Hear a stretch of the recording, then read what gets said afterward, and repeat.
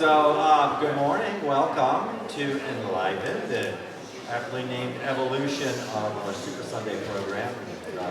We're excited to kick off our new programming for the fall and the winter coming. I would say we have a couple of programs lined up, including this one for this year, but if you have ideas, if you have thoughts about topics you would like us to cover, we are more than open to those, so please see me or Caitlin or Pastor Patricia at some point along the line. But today's is quite unique for us, I think. It's about science and the church and mental health.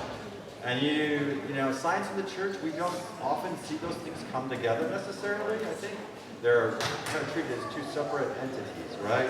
But we happen to have Rick Miller here with us today, who is co-director of Science for the Church, an organization that is really about cultivating a stronger church through meaningful dialogue with mainstream science, right? So can we bring the two things together?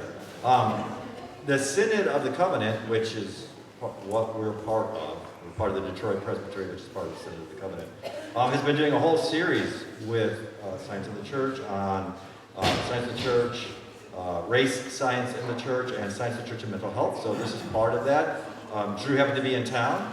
While he does come from North Carolina, he is one with local ties. Grew up in Farmington, so yay for that. So he gets a chance to visit with mom and dad while he's here, which is really cool. He did this. He graduated, I love this, from Northwestern University with degrees in literature and physics. So a little pre-shadowing there about where he would wind up going. And then, of course, went to seminary, because that's what people do. They get literature and physics degrees and go to seminary. Went to Princeton Theological Seminary. He lives in Raleigh, North Carolina. His wife is a Presbyterian pastor, so right from there. And they have 3 daughters, which I'm going to say high school senior, high school freshman, 3rd grader. Yes. Love those extended families. So without further ado, Rick Miller.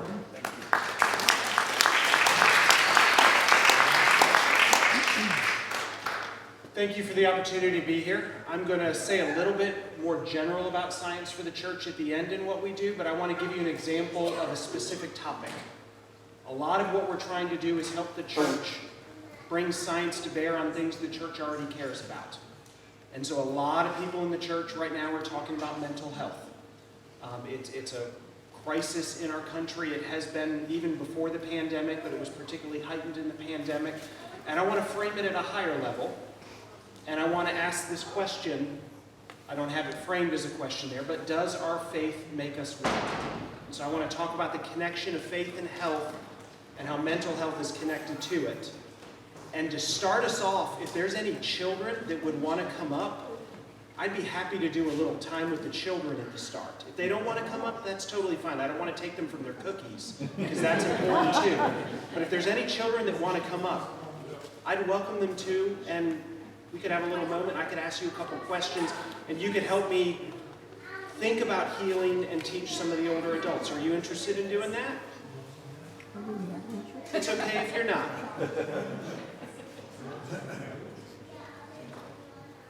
We'll see. I don't want to put anybody on the spot. All right.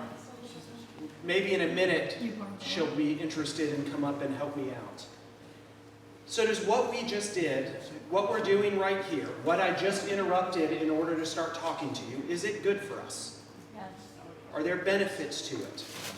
And are they benefits that we can actually measure scientifically? Yes. Okay?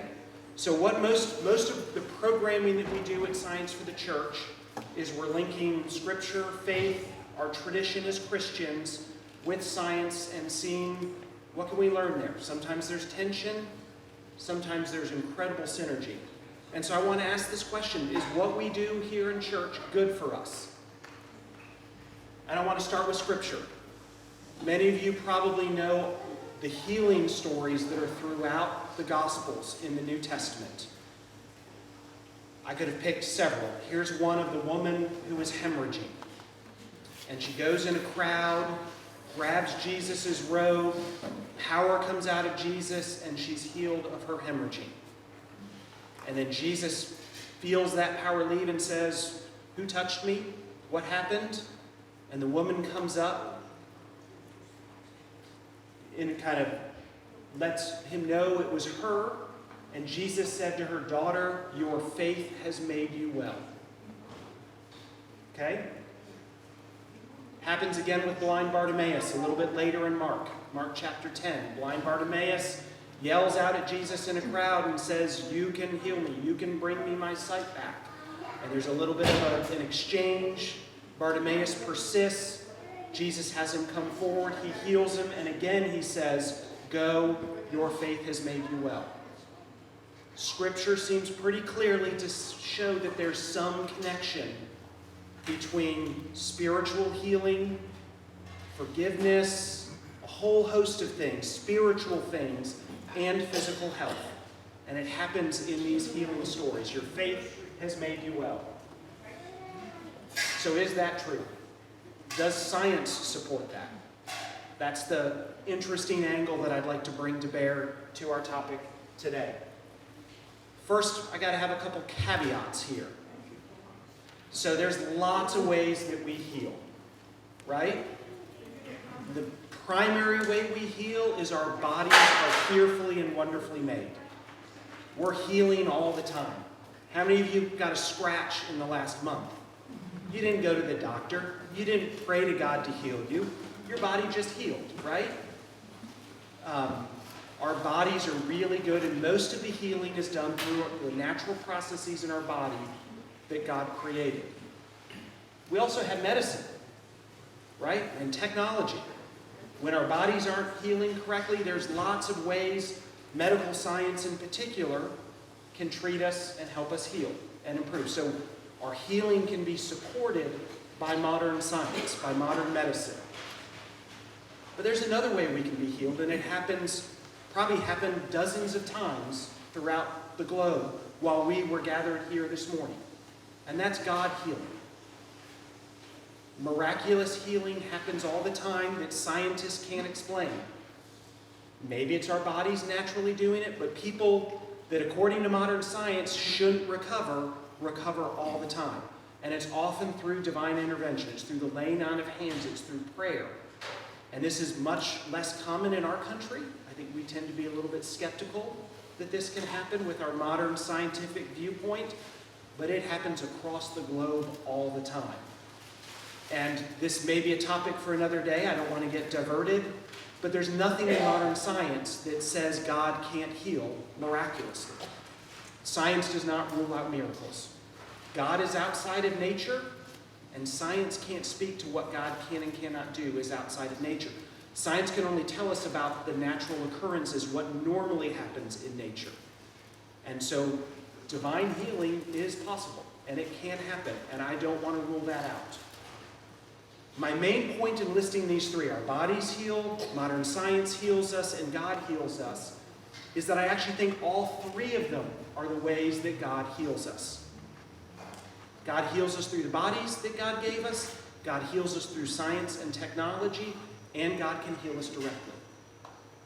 God's involved in all of them. This is not an either-or element, okay? Another important distinction before I dive in.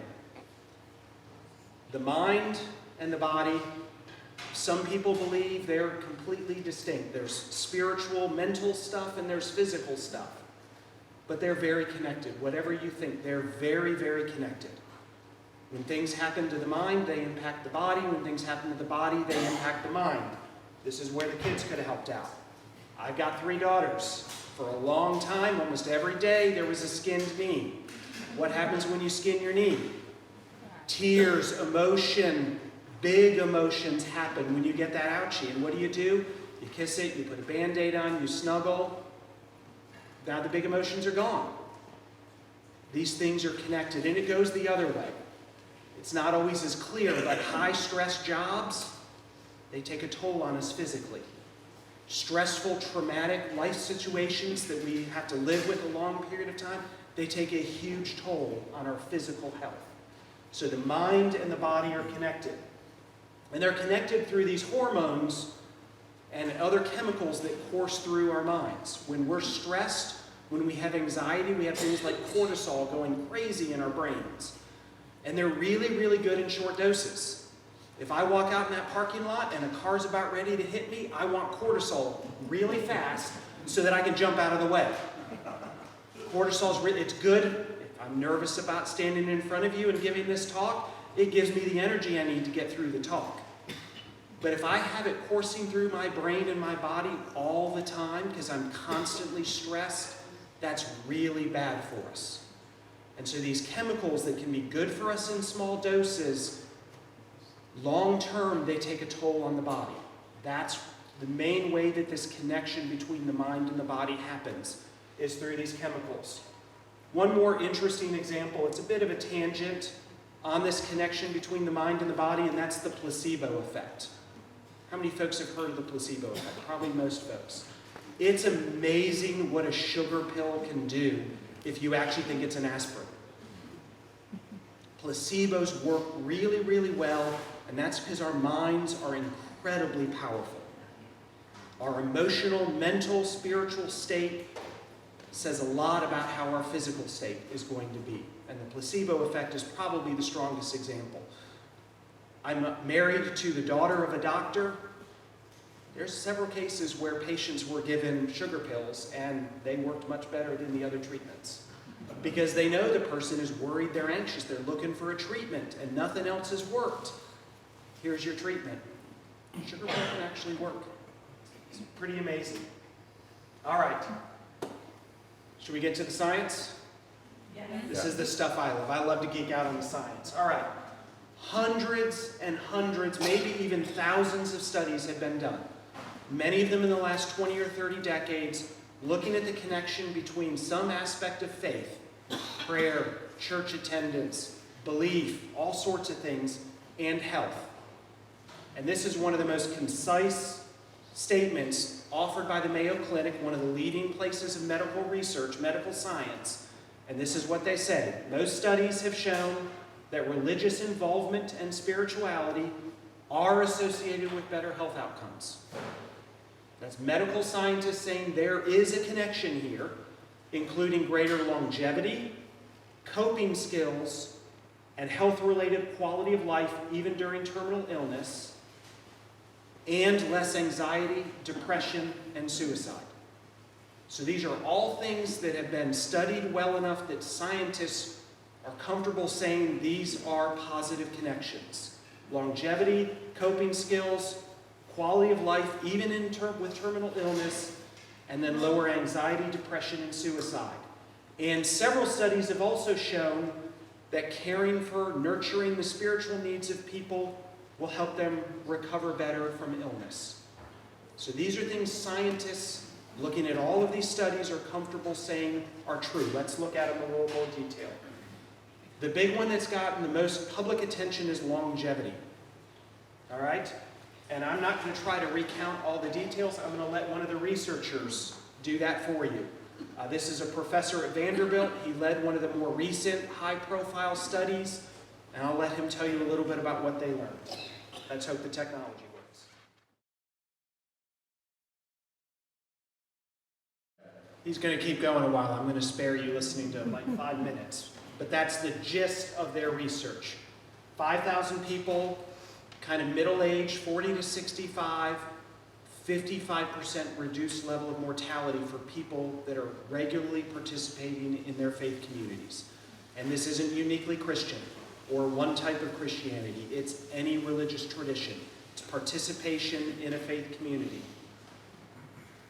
This is their study that was released. This is what scientific abstracts look like online. For those of you that don't spend any time looking at them, I don't spend a ton of time because most of them have a lot of technical language that I don't understand below the fold there, so to speak. But this is one of multiple studies. There's been another study that followed a population of women over 16 years and found like a 35% reduction. Multiple other studies have found similar numbers. People tend to live longer who are active in churches and synagogues and mosques, any faith community. What we do here appears to be good for us, at least in terms of mortality. What about the other end of life? What about our children, our teens? Are there benefits there, or is it just the later stage? This little graphic, I'm going to blow it up in just a second because it's probably impossible for you to read as it is.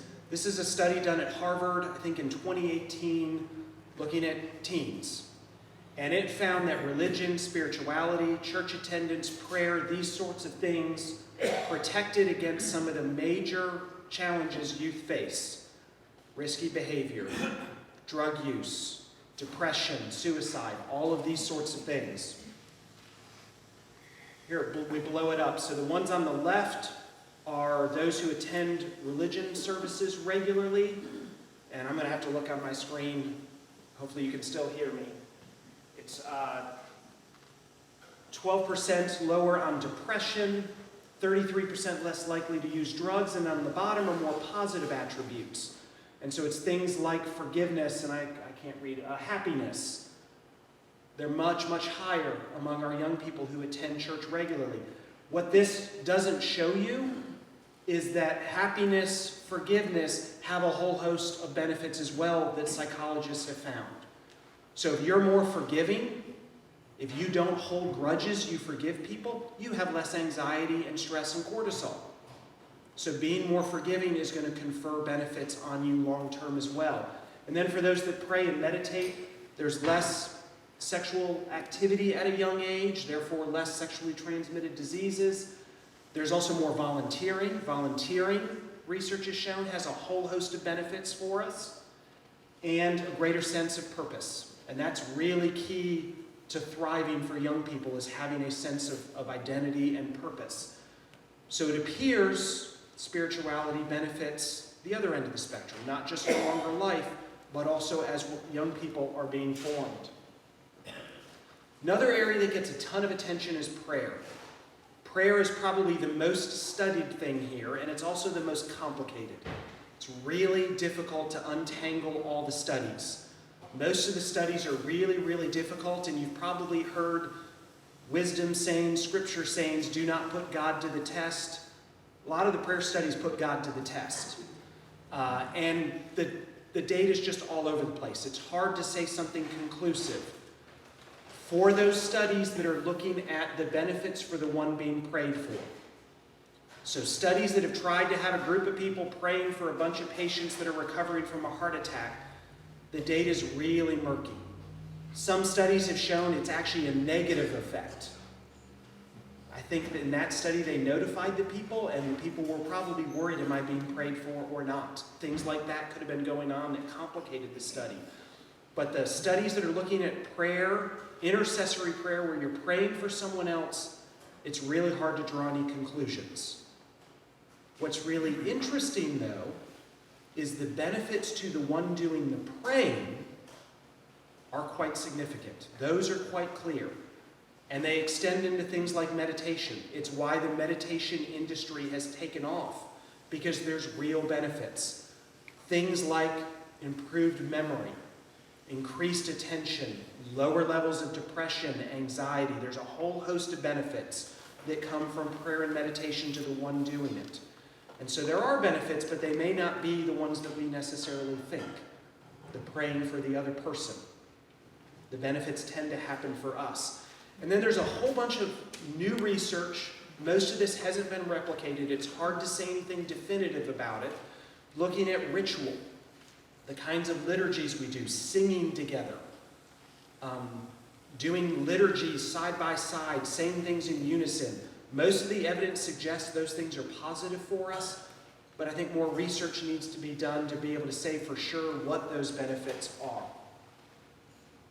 So that leads some of the folks in this field that are doing this research to say, should we prescribe church or synagogue or mosque? Should we tell people to go? Should that be part of treatment plans for medicine? And here's a long quote from a USA Today op-ed piece. It was 2016, so a few years back, from one of the leaders in this space, Tyler Vanderweel at Harvard.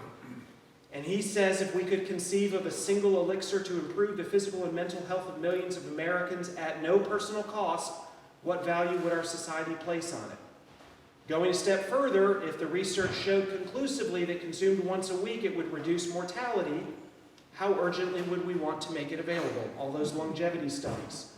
The good news is that this miracle drug religion, and more specifically regular church attendance, he's actually wrong there. It's all traditions. It's not just church.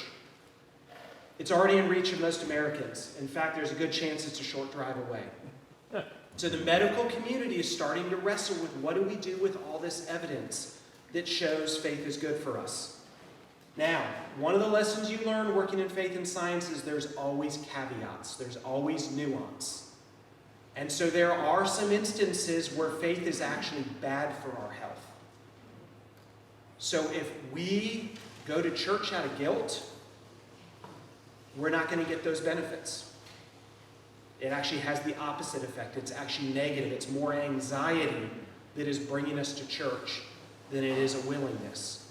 If we believe when we are diagnosed with an illness, because none of this research says we don't get cancer, we don't get diseases, we don't fall ill, we don't get in car accidents. These things happen to us just like they do non-religious audiences. But if we believe those things happen to us because God is punishing us in some way, we don't receive any of these benefits. It actually makes things worse for us. So things, as the researchers call it, things like spiritual struggle. If we are struggling with our faith, particularly in connection with our health, we're not likely to get these benefits. So there's important caveats here. All right. So why is this true?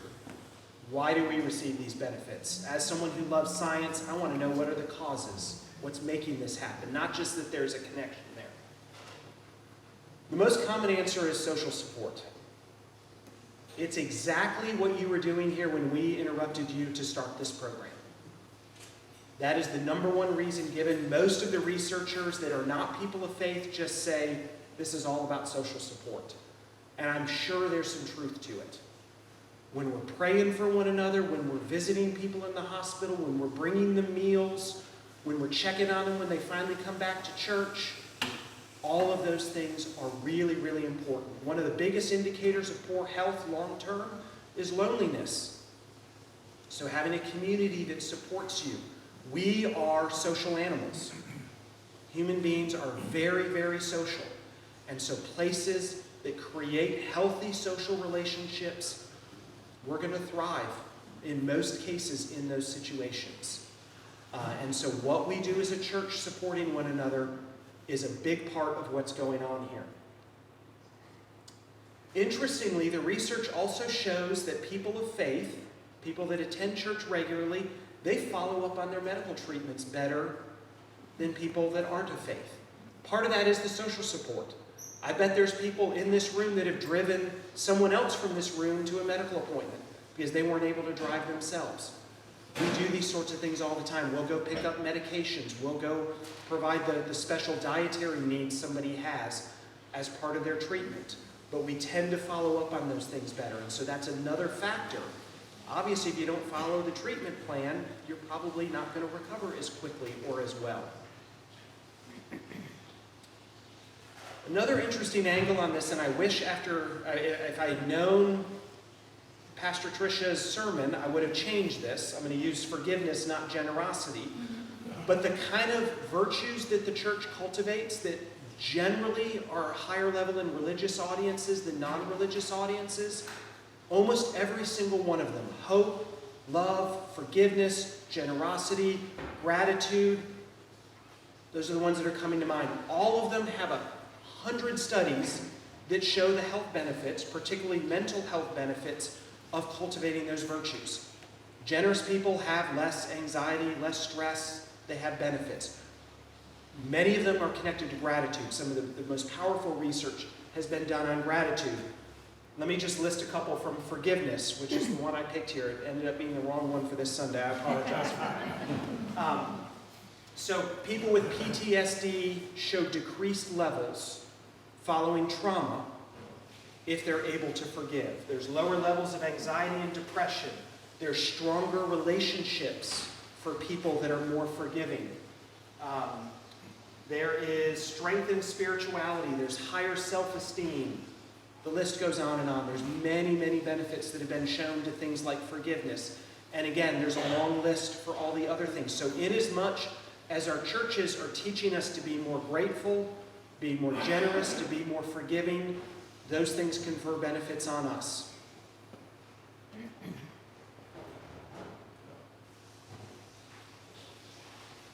All right. We also take our Bible seriously as people of faith. And there is a part of the Scripture that says your body is a temple, and you should treat it well. And the church has taken that seriously historically. There's less drinking, there's less promiscuous sexual behavior, all sorts of behaviors. We treat our bodies a little bit better. Simple things like people that attend church regularly are among the best at wearing their seatbelts. That's probably going to help you if you get in a car accident. Very simple things, but they tend to show up in audiences that are connected to churches or synagogues. All right, there's caveats here. Who had a donut? Who had a donut? We're not so good when it comes to eating and exercise.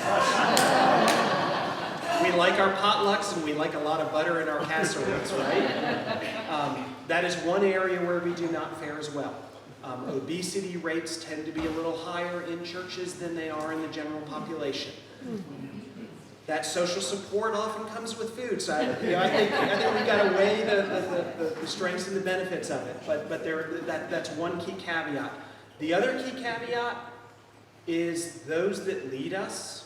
I'm married to a pastor. A lot of our work at Science for the Church is with clergy. Clergy do not get these benefits. Clergy mental health is one of the biggest challenges the church is facing right now. Research done since the pandemic has shown that clergy show higher levels of PTSD today than post-deployment military. The church has been a hard place. I don't think University Pres is one of these churches. But we need across the board to be caring for our clergy and attending to their needs because they are creating the community that others benefit. It's a little bit of different dynamic there. So we need to take care of our clergy, especially if you know clergy that are in churches that are constantly battling and arguing and then giving their pastor a hard time. We need to support those individuals. All right, I still haven't gotten it like a biological cause. Like, what is there something in our body that shows this link between faith and health? The best I've found, this may get overturned. There may be a study that comes out tomorrow in Newsweek that's going to tell us that new research has shown this is not the case. But there seems to be some good evidence that those little pink ends there, that's a chromosome, and on the end, those little pink things, those are called telomeres. As you age, as you live the difficulties of life, your telomeres shorten.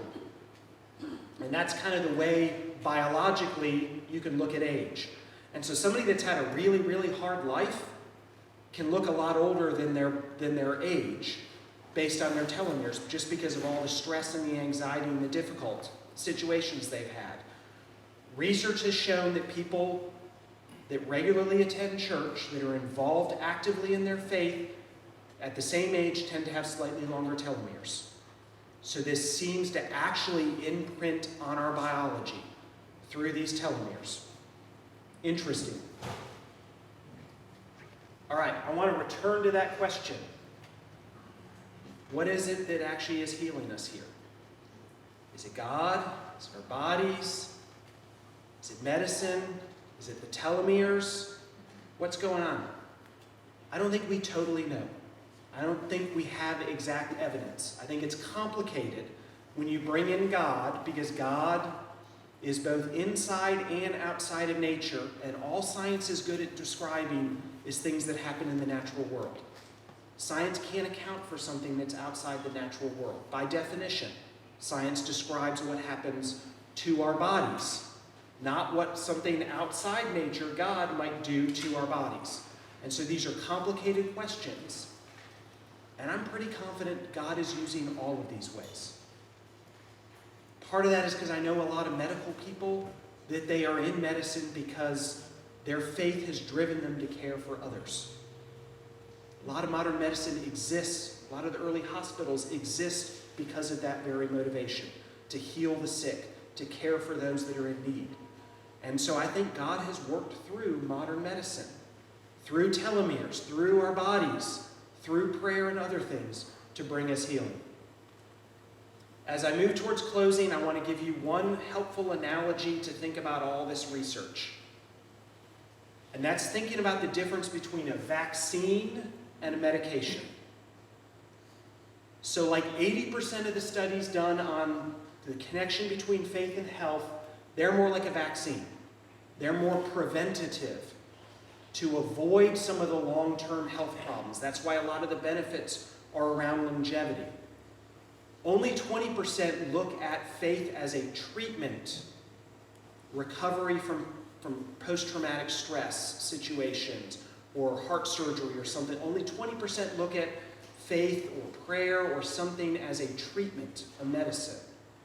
And so it's really helpful to think of, this isn't the woman hemorrhaging, touching Jesus's robe and suddenly being healed. That's not how it seems to work.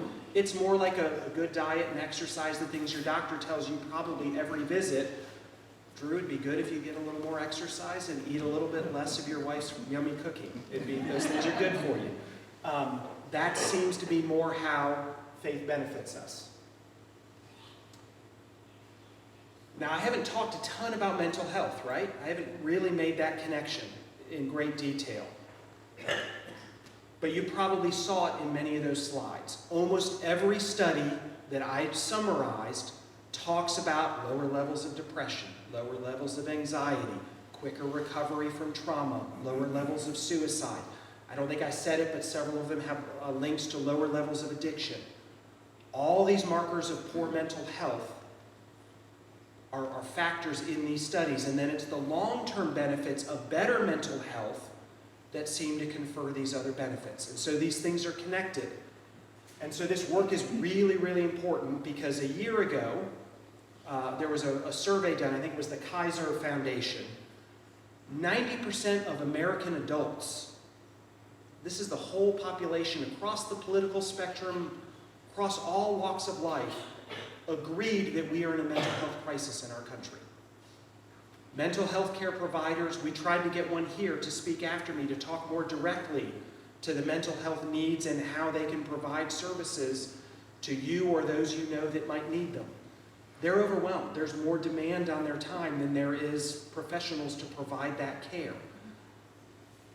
But what we do here, we can't solve major mental health situations. There are biological things that happen health-wise. Coming to church isn't going to get rid of cancer.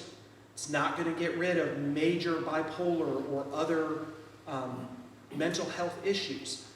But it can support us, and it can help when we have those for us to maybe fare a little bit better. And so a lot of what I want to do is just encourage you to continue trying to build healthy community. I want to encourage your pastors and your leadership. Keep doing what you're doing. There's value to what you do when you gather. There's real benefits. And you personally, you may not have won the genetic lottery. You may be one who gets a disease or something. This doesn't rule that out. But generally, overall, the community is going to benefit. These are benefits that we get. Now, this stuff gets real complicated because how many of you go to church or now might go to church because I might live a little longer, I might be a little healthier? How many people is that your motivation for going to church?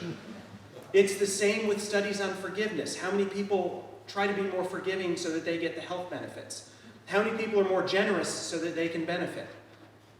That's not why we do these things. And so I want to move back to that opening story of blind Bartimaeus, and I want to highlight the last words there. And I think it resonates very well with the sermon we heard today. We are called to follow Christ, to desire Christ, to seek Christ and to be grateful. That's why we gather, right? We gather because we love the people and we want to know God. We want to worship God. We want to follow Jesus. That's where I think Scripture lands us in the right place. Okay, maybe we receive some benefits, but that's not why we're doing it. We're doing it because we want to follow Christ. I'm going to close there. If there's time, I might say a little bit more about Science for the Church, but let's have some question or conversation if there's time for it. I hate to think that the benefits of church going just is for our own benefit. And the most disturbing part of what you said is that prayer is only good for the prayer rather than the person prayed for. Is there any benefit to the person prayed for just knowing that others are praying for him? But other than that, from what you said, what's the point? Let me nuance that a little bit more, okay? The studies are inconclusive. One study shows no benefit, another study shows a benefit. And so it's hard to say something definitive. However, what's one of the main ways we provide social support? We pray for one another, right? We do it every single Sunday. That's right. We often do it every day. That's part of the support. And you often let people know, I've been praying for you. That's one of the ways we show that social support to people. And so I do think there's real benefit to prayer. But I think scientifically, we can't say, if I pray for you to recover from your heart attack or for your terminal cancer to go into remission, we can't say that prayer is always going to work. It's not, and we know that. We've all prayed for people that we wanted to get better and they didn't get better. So, I mean, we intuitively know that. That's what the research is telling us. So I'm not saying that praying for others is bad or we shouldn't do it. I'm just saying that the science doesn't back it up the way we might like it to back up. And you will hear people claim, they'll cherry pick a study that shows a benefit, and they'll say, see, prayer works. There's 2 other studies they could have picked that says it doesn't. And then there's another 2 they could have picked that says it does in this context. And then others that says it, you could just go back and forth. So that was more a comment on what the science can tell us. But the social support, just the way that we care for one another, that does have real value. And prayer, I think, is very much part of that. I think there was a question over here.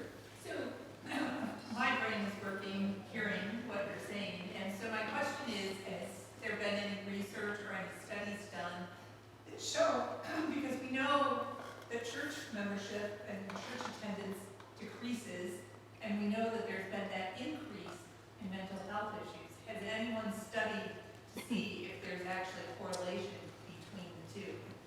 I'm not aware of any studies that have been done.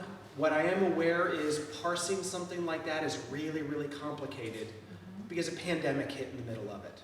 Sure. And the pandemic is clearly a factor as well. And it's just really, I'm not a social scientist. I don't know how to do all the statistics. I know how to recount what they tell me, what they're learning.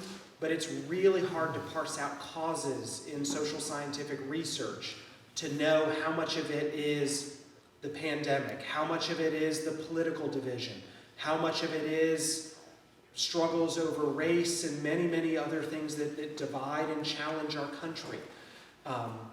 It's really, really complicated to get causes through that kind of research. My gut says there's probably a connection there.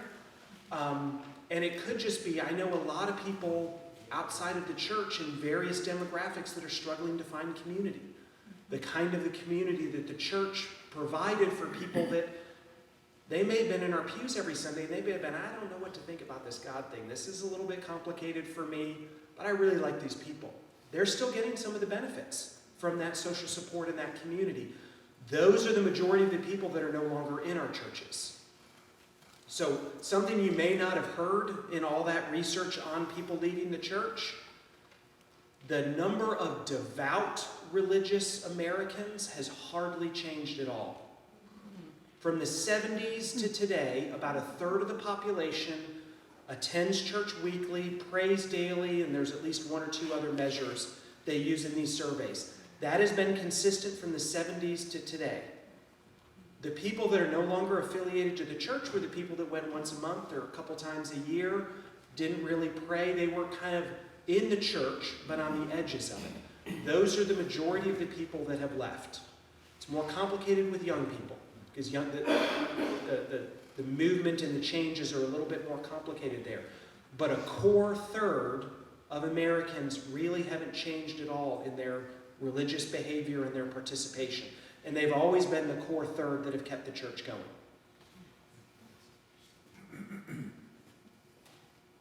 I've answered all your questions? Or you're just tired and you want to get back to donuts and lunch and things.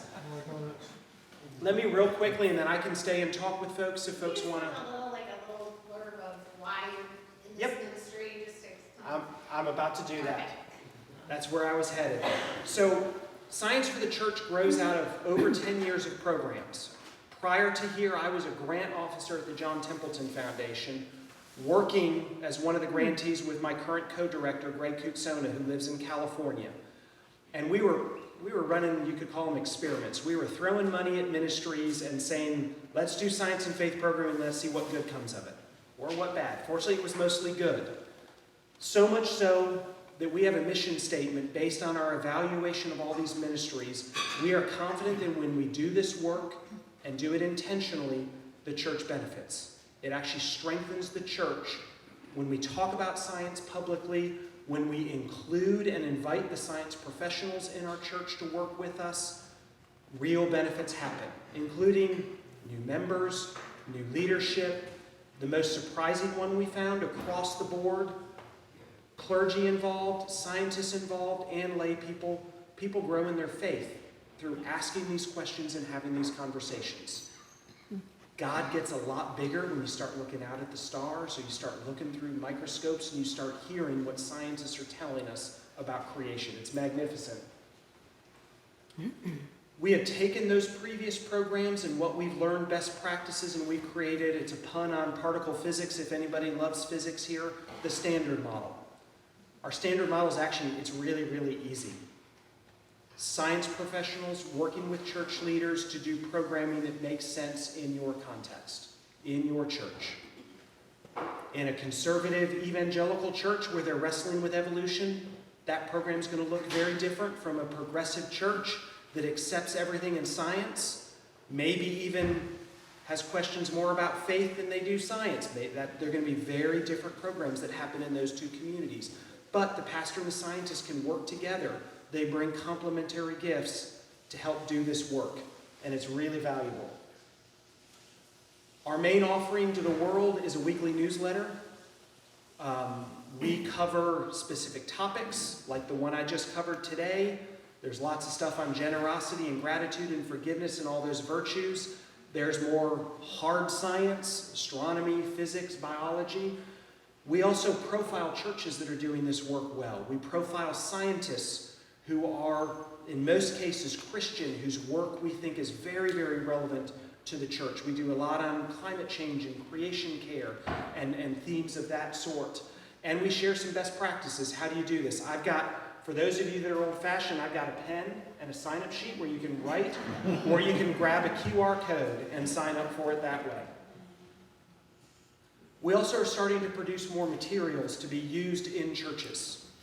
This up here, look closely, is our first product. It was a devotional written by a biologist. She took, I think it was 7 passages, all different parts of the life of Jesus. She started with dividing cells and embryos in the birth narrative. One of her favorite stories of Jesus is when Jesus walks on water, and she shares insights from what is sometimes called the Jesus lizard, a little tiny lizard that can run on water, and talks about how she reads that story as a biologist that knows all the details of how that lizard can walk on water. It's fascinating. We've got a second devotional coming out with an Advent theme, maybe as early as next week. It's probably going to take a little bit longer than that. And then we just came out with our first curriculum that's based on a series of videos that were created for seminarians to help seminarians better engage science through a program of a peer organization. I've got samples of our old devotional, the new curriculum, and the standard model here with QR codes so that you can go download them. This is kind of the quick, dirty version of who we are and what we're doing, but we're constantly working with churches, finding out how this work can help you. If you're in a high-tech area and everybody's working with artificial intelligence, okay, let's talk about technology and faith. If you're in a medical community, let's talk about these sorts of things. If you're in a research university with a lot of chemists and physicists and biologists, let's talk about the cutting edge of research science and what we're learning about God's amazing creation. And all of this trying to do it in ways that can benefit the church. So that's the quick word about us. Quick question? As a scientist, I want to toss something out.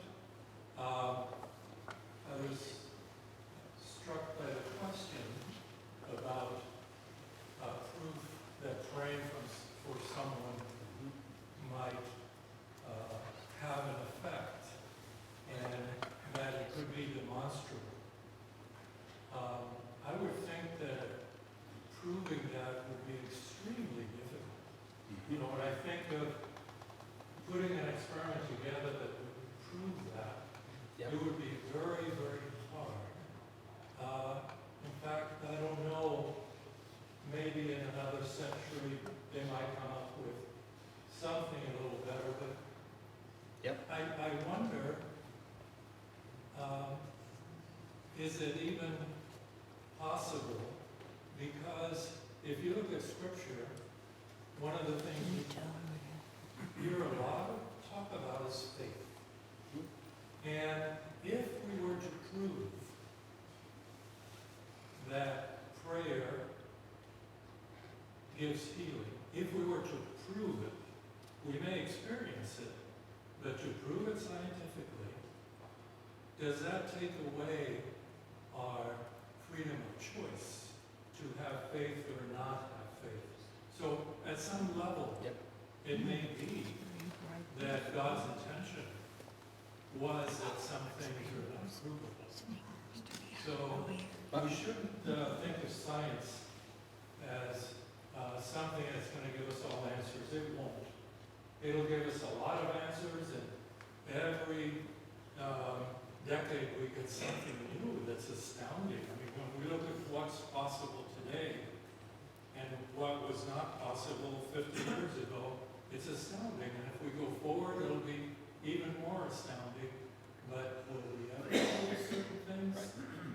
I don't know. It's good that we keep trying, but we may never get there. So that doesn't mean, because it's not proved, it doesn't mean that it isn't true and that it is less true. It means it's awfully tough. Yep. I think that's why the research shows up in both ways, because it's, if not impossible to prove, it's really, really hard to prove. And to actually prove it, you probably have to do some unethical things, like we're going to pray for this group and we're not going to pray for that group, to try to make it kind of like a normal clinical trial. I want to report a case study of one, Okay. myself. Blind faith. I am 80 years old, and I just finished walking 80 miles on the El Camino. Wow. I'm telling you, I weigh 185 pounds. I was fat, slow, and old. Nobody wanted to walk with me except God. And I made it. I made it. Amen. I made it through prayer and blind faith. And my sons. They never asked me once to take the test.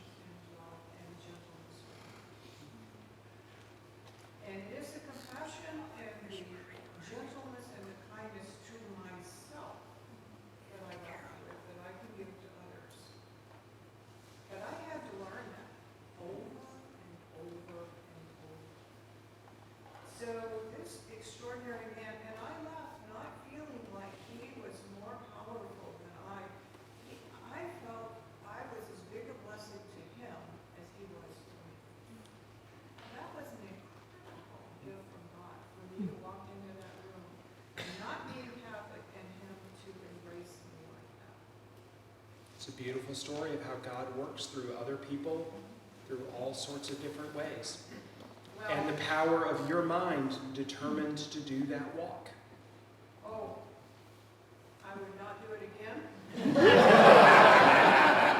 Those hills were brutal.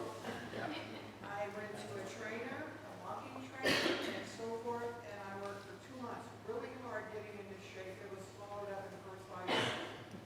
It was horrible. It was so hard, but I made it. Only through the grace of God. Thank you.